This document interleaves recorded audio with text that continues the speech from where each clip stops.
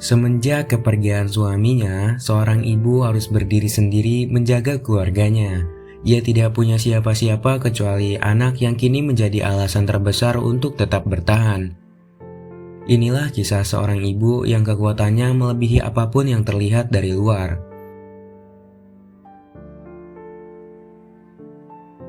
Namanya Ibu Miun, sosok ibu tunggal yang menjalankan kedai mie kecil bersama anak putranya yang bernama Kang Ki-hun.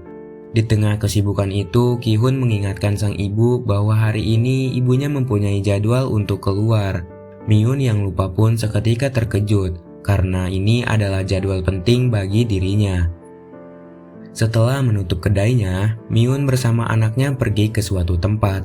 Di sana ada banyak fandom yang terlihat antusias menunggu kedatangan para idol. Tujuan Miun ke sini bukan karena ia penggemar K-pop atau fans dari salah satu idol, melainkan melihat sang anak yang bernama Kang Ji-eun yang kini sudah sukses dalam karirnya. Namun, alangkah sedihnya Miun melihat Ji-eun berjalan dengan mengabaikannya seolah ia tidak mengenali ibunya sendiri.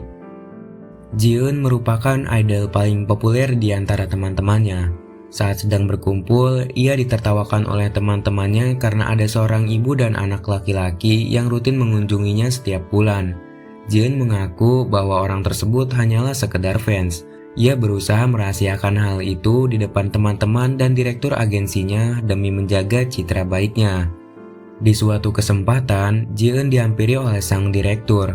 Direktur itu bertanya, kenapa Ji-eun berlatih sekeras ini? Ji-eun pun menjawab bahwa ia ingin menjadi personel pusat. Namun sang direktur itu menyindir Ji-eun bahwa seorang personel pusat seharusnya bisa membereskan masalah dalam keluarganya dan tidak terseret-seret oleh masalah ini. Rupanya sang direktur sudah tahu kalau dua orang pengunjung rutin itu adalah ibu dan kakaknya. Kemudian sang direktur mengatakan suatu hal yang mengingatkan Ji-eun pada kenangan di masa lalu. Di masa itu, Ji-eun nekat pergi dari rumah untuk mendaftar audisi. Namun ibunya melarang karena perusahaan yang akan Ji-eun datangi belum pasti kebenarannya. Bukan overprotective, tapi ia khawatir akan terjadi hal yang tidak diinginkan. Parahnya, Ji-eun membentak sang ibu dan menganggap jika ibunya hanya menjadi penghambat saja.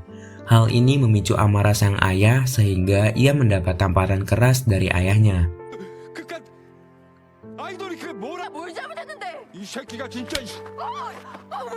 Ji-eun yang terlanjur sakit hati kemudian pergi begitu saja dan inilah yang terjadi.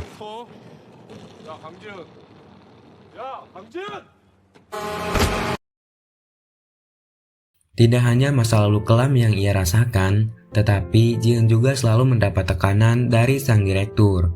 Di sisi lain, seorang wanita cantik datang ke kedai. Ia terlihat begitu akrab dengan Bu Miun dan hobi memotret setiap momen yang Ibu Mi lakukan. Wanita ini bernama Jang Mi. Ketika mereka makan bersama, tetangga Miun datang dan membahas tentang asosiasi untuk para pedagang yang akan diganti dengan kegiatan olahraga. Namun ada sesuatu yang janggal, karena saat itu Miun seolah belum diberitahu, padahal sebelumnya mereka sudah membahas hal ini beberapa waktu lalu.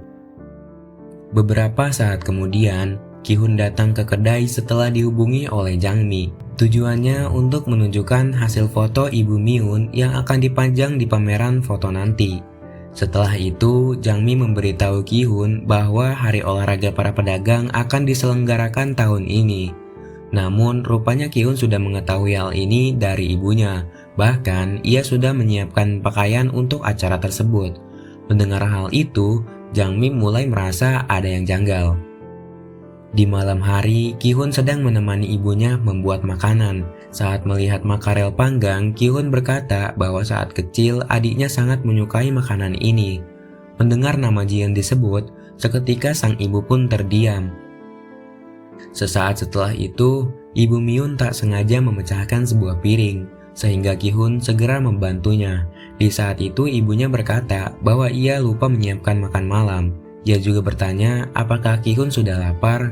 Ki-hun pun terheran kenapa ibunya berkata demikian, padahal baru saja mereka makan bersama.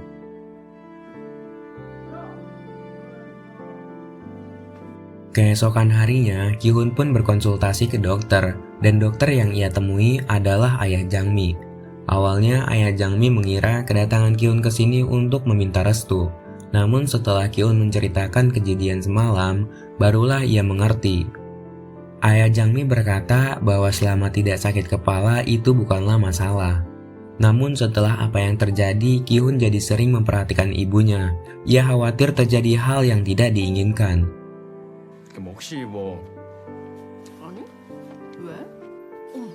그 내일이니? Singkat cerita, hari olahraga pedagang pun tiba. Para peserta sangat antusias dengan acara ini, terutama Ibu Myun. Namun saat Myun pergi ke kamar mandi, ia mulai merasakan hal yang aneh pada dirinya. Dan ketika hendak kembali, ia merasakan rasa sakit yang luar biasa di kepalanya. Temannya yang melihat kejadian ini merasa heran dengan sikap Myun. Setelah diperiksa ke dokter, Ki-hun berusaha menutupi kenyataan pahit. Ia bersikap seolah tidak terjadi apa-apa di hadapan ibunya. Namun di belakang, air matanya sudah tak terbendung lagi setelah tahu fakta bahwa sang ibu menderita penyakit Alzheimer. Dan ia berusaha menutupi rasa sedihnya seorang diri. Kyun pun menghubungi adiknya dan menjelaskan bagaimana keadaan ibunya saat ini. Namun Ji-eun yang saat ini sedang fokus dengan karirnya hanya bisa terdiam dan merenungi keadaan. Setelah 1 tahun berlalu, kini rumah yang awalnya penuh cinta dan kasih sayang berubah menjadi kesedihan. Dan kini Ibu Myun sudah melupakan banyak hal indah. Isi rumah hanyalah tulisan yang memandu Ibu Myun untuk melakukan sesuatu. Meski begitu, Ki-hun selalu merawat ibunya dengan sepenuh hati, walau terkadang Ibu Myun tidak tahu bahwa Ki-hun adalah putranya. Tapi hal itu bukan masalah bagi Ki-hun selagi sang ibu mengenalinya. Suatu ketika, Ji-eun dihubungi oleh kakaknya. Saat itu, posisi Ji-eun sedang berkumpul bersama seluruh tim dan direkturnya, sehingga Ji-eun tidak mengangkat telepon tersebut. Namun tiba-tiba, Ji-eun mimisan dan kesehatannya kini menurun. Setelah menghubungi Ji-eun, Ki-hun baru menyadari bahwa ibunya tidak ada di rumah. Ia pun segera pergi untuk mencarinya. 어머니 찾아? 아 깜짝이야. 나요. Sementara Myun sendiri berada cukup jauh dari rumahnya. Ia berjalan sambil memanggil nama Ji-eun dengan penuh kerinduan. Di sana ia melihat anak kecil dan menganggapnya sebagai Ji-eun. Myun pun mengajaknya untuk pulang. Namun ibu aslinya memergoki Myun dan meneriakinya sebagai penculik sampai akhirnya Myun dibawa ke kantor polisi. Beruntung Ji-eun datang bersama temannya. Ia segera meminta maaf dan berusaha meluruskan kesalahpahaman ini. Namun keluarga si anak tidak terima dan mereka tetap bersikeras menuntut ibunya. Awalnya Ki-hun masih diam, namun si paman malah berkata, "Jika ibumu gila, kenapa dilepaskan?" Tentu saja hal ini memancing amarah Ki-hun dan mereka hampir adu jotos. Untungnya pertengkaran dapat diselesaikan dan pihak anak menarik kembali tuntutannya. Namun setelah apa yang terjadi, akhirnya Ki-hun berada di titik terlelahnya. Bahkan untuk menghubungi Ji-eun saja rasanya percuma. Karena tak ada pilihan lain, Ki-hun nekat mengunci ibunya di dalam kamar sehingga hal ini membuat sang ibu benar-benar ketakutan.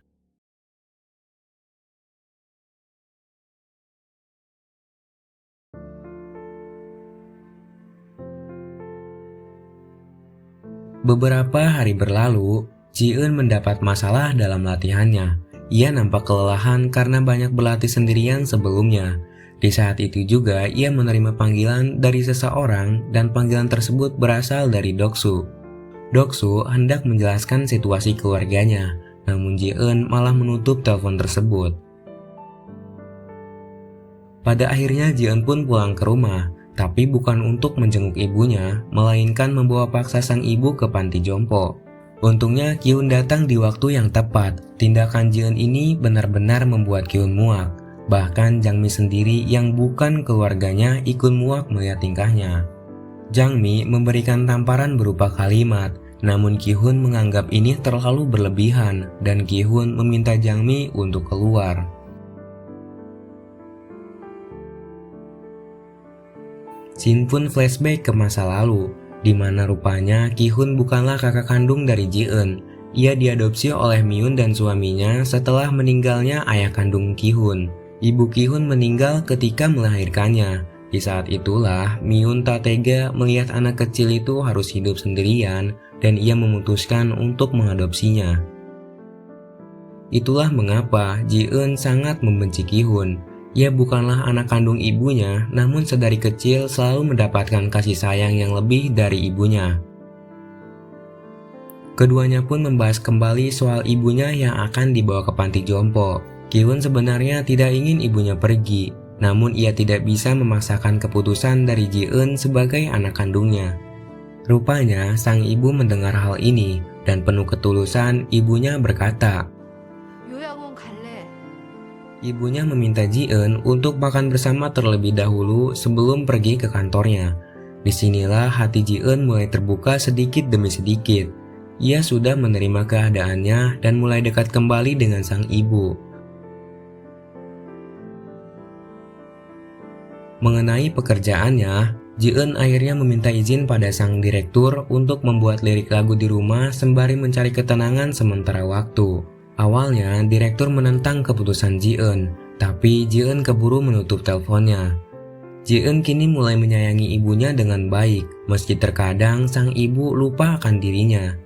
Ia mendandani ibunya dan membawa sang ibu keluar untuk membeli es krim. Dan ketika mereka duduk berdua, Ji-eun mengungkapkan bahwa sebenarnya ia sangat merindukannya. Ji-eun juga mengungkapkan semua isi hatinya. Ia berkata, sebenarnya aku ingin menyerah pada mimpiku dan kembali pada ibu. Tapi setelah apa yang terjadi pada ayah, mana mungkin aku menyerah begitu saja.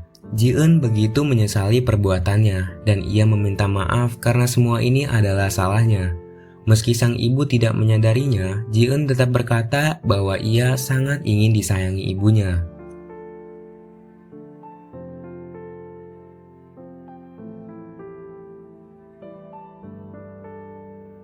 Singkat cerita, akhirnya Ji-eun berhasil menyelesaikan lirik lagu yang berjudul Maafkan Aku.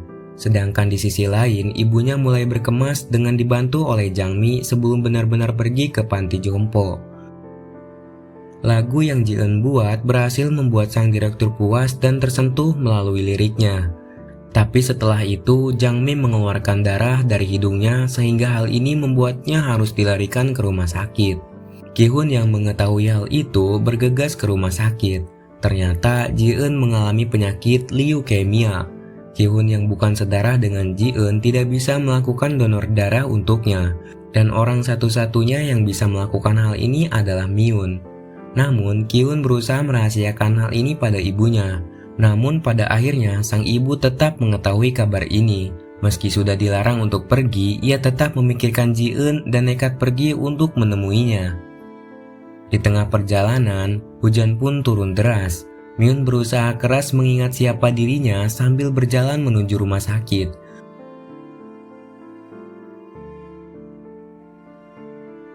Pada akhirnya, Jang-mi berhasil menemukan Myun dan membawanya untuk bertemu Ji-eun.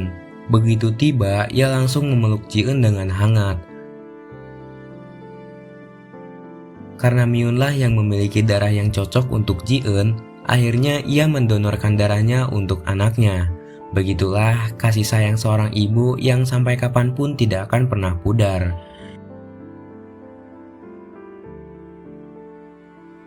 Pada akhirnya, mereka pun kembali bersama dengan kebahagiaan yang tidak bisa dibeli oleh uang, dan film pun selesai.